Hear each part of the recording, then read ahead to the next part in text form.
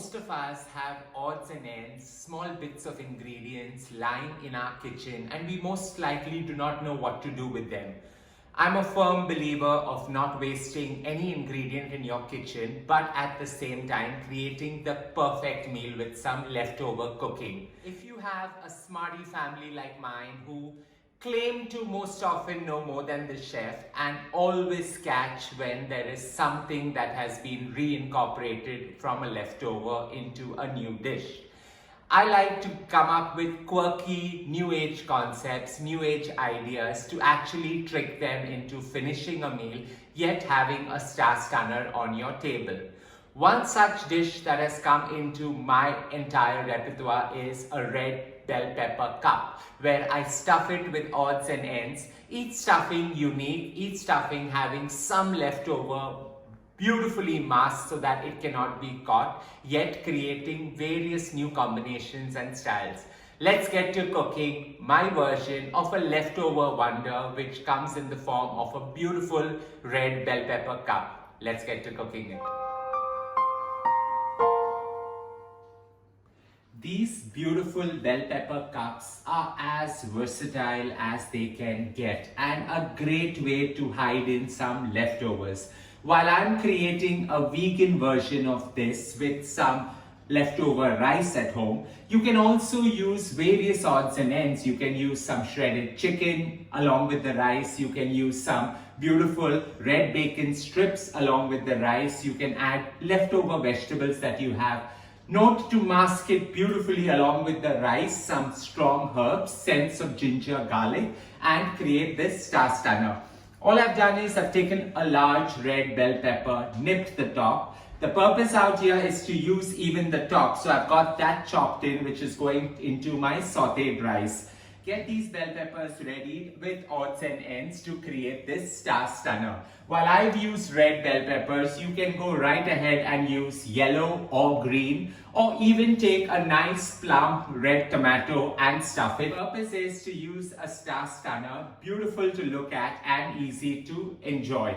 To start off, I'm going to take about 2 tablespoons of extra virgin olive oil. And I'm just going to add it into my cast iron pan to saute and create the greatest stuffing that will go into this. While the pan is nice and hot, in goes about 4 cloves of garlic finely shredded. That goes in. We're just going to allow that to sizzle in the pan and flavor the entire olive oil. With that, I want some heat, and that heat comes about with the ginger. So I've taken about a 1-inch cube of ginger, finely shredded it, and that goes in as well. Allow the garlic and the ginger to brown so that it gives out its sharp scents and aroma, masking all the leftovers that you're going to add within.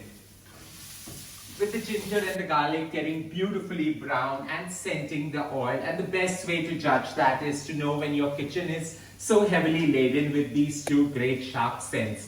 In goes 2 medium-sized leeks that I finely shredded. That goes in, and that forms the base which will mask all the flavors. So we're just going to allow this to saute and turn one of the luscious greens before we add in the other vegetables, creating the stuffing. With the leeks sauteed beautifully and got translucent, and you can see how the ginger and the garlic have accentuated and given off those beautiful colored specks. In goes the bell peppers that we finely chopped, the part which is the top part which we reserved. So that goes right in, and we're just going to allow it to saute for a minute to a minute and a half till it gets slightly soft and still holds its beautiful crunch.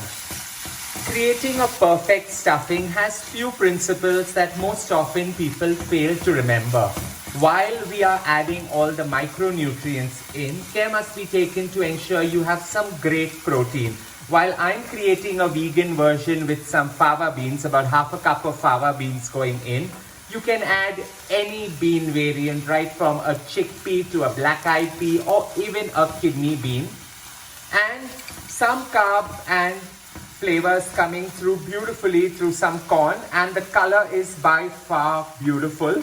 This gets about half a cup of some beautiful American corn going in. Just saute everything well and allow it to cook for another minute so that all the flavors merge in beautifully.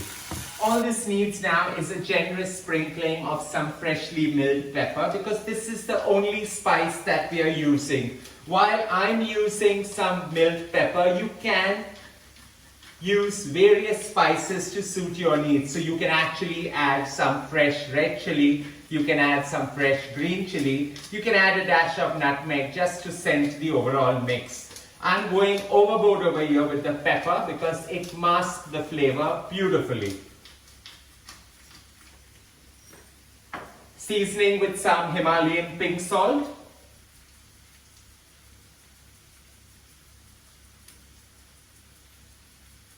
And we are ready to now mix this with the rice. With these vegetables nicely seasoned and got a little bit of crunch, all I'm going to do is now toss it with half a cup of rice. So I'm not going to saute the rice, because what really happens is the rice gets way too much of a crunch while baking. So we're just going to add these two together, mix it up lightly, season it again if required, and stuff it straight into our beautiful red bell pepper cups.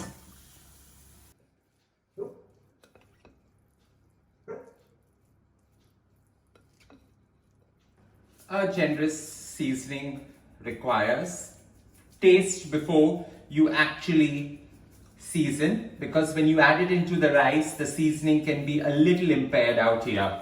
So some Himalayan pink salt going back in, along with some milled pepper, just to add to that zing of heat that is required in this dish.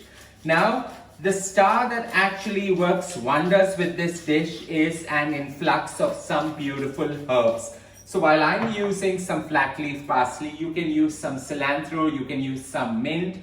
This really works well if you have some dill on hand, and use that as well. So here about 2 tablespoons of finely chopped flat leaf parsley goes in.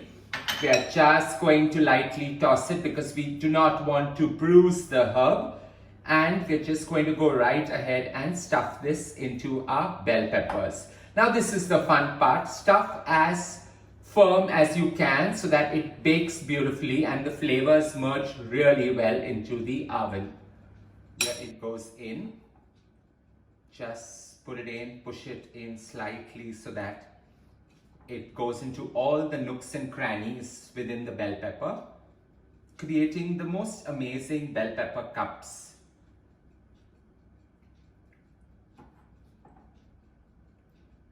So the trick here is to push it in really firm, because what really happens is the bell peppers give out their own subtle flavors, fragranting the entire stuffing within. So with this stuff and like this, it goes into a baking tray. So while I enjoy baking this, keeping the fat content to a minimum, you can actually put this into a non-stick pan, cook it with a little bit of oil, have it covered and allow it to cook with its own steam. 15 minutes and it's done. You do not want the bell peppers to get mushy, you just want them to have their crunch, but at the same time you want their sweetness to come about right from within.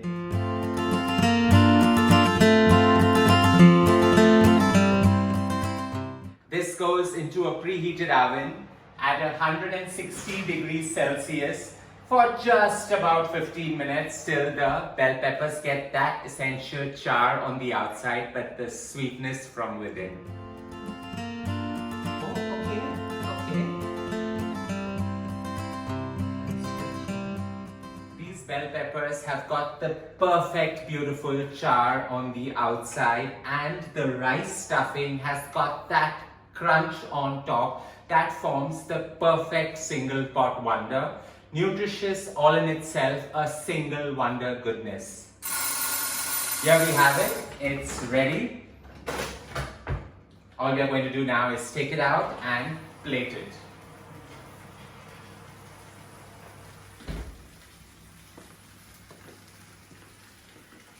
Leftover cooking requires all the ammunition one can get to create a resounding success. So some stylish plates, and here we have it. The beautiful bell pepper sits right within, ready to be enjoyed. It's a little hot though, but perfect. Here we have it, the beautiful bell pepper ready to be enjoyed for lunch. I hope you enjoyed creating this unique, quirky wonder that actually helps and aids in any leftover cooking. Don't forget to share some love by hitting on the like button, and as always, don't forget to subscribe.